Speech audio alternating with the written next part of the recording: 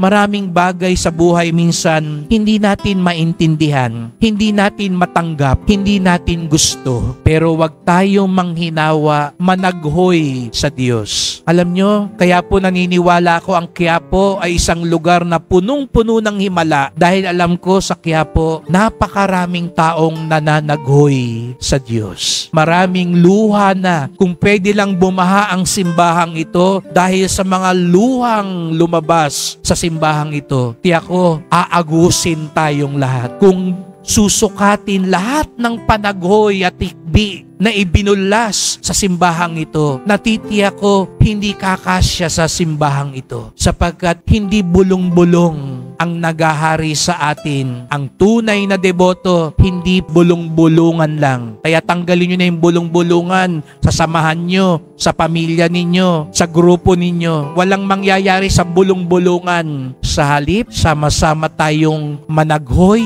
bumukas, magpakumbaba at dumulog sa Kanya sapagkat Siya ang nagbibigay ng buhay at lakas sa atin.